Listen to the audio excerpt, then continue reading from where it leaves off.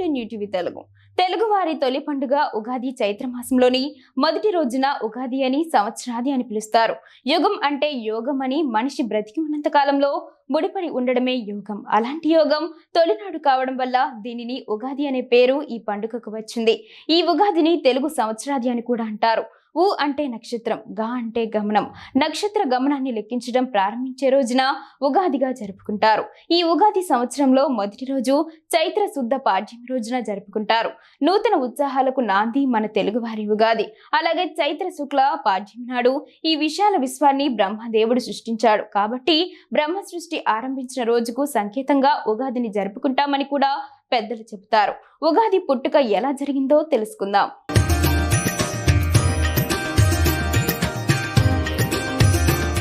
చైత్రశుద్ధ పాడ్యమి రోజు బ్రహ్మదేవుడు విశ్వాన్ని సృష్టించాడని పురాణాలు చెబుతున్నాయి. పురాణంలో దీనికి ఒక కథ ఉంది. పూర్వం సోమకారుడు అనే ఒకడు బ్రహ్మ దగ్గర నుంచి వేదాలను దొంగిలించాడు. అప్పుడు విష్ణుమూర్తి మత్స్యావతారం రూపంలో వెళ్లి సోమకారుడిని వధించి వేదాలను తీసుకొచ్చి బ్రహ్మదేవునికి అప్పగించారట.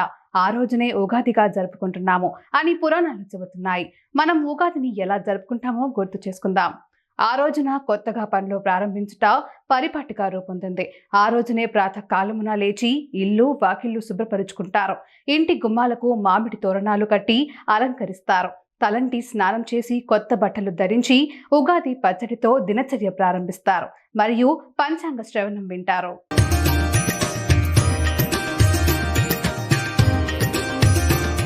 ఉగాది అనగానే అందరికీ గుర్తు వచ్చేది ఉగాది పచ్చడి. ఈ పచ్చడి షడ్రుచుల సమ్మేళనంగా చేసి జీవితంలో జరిగే వివిధ అనుభవాలను సూచిస్తుంది. జీవితంలో అన్ని భావాలను చెప్పే భావం ఇందులో ఇమిడి ఉంది. ఈ ఉగాది పచ్చడిలో ఒక్కో పదార్థానికి ఒక ప్రత్యేకత, ఒక్కో భావానికి, అనుభూతికి ప్రతీక.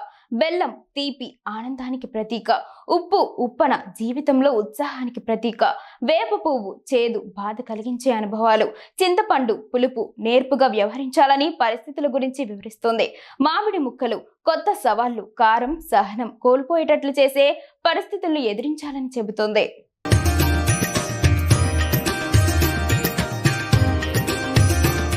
ఇలా పచ్చడి చేసుకోవడం వెనుక గల అంతరార్థం ఏమిటంటే, ఈ సంవత్సరంతా మన జీవితంలో ఎదురయ్యే కష్ట సుఖాలను సమానంగా స్వీకరించగల స్థితప్రజ్ఞతను సాధించడమే. ఉగాది పచ్చడిని దేవుడి వద్ద ఉంచి పూజ చేసి పిండి వంటలు వంటి నైవేద్యాలు సమర్పించాలి. అనంతరం మొదటగా ఉగాది పచ్చడిని స్వీకరించాలి.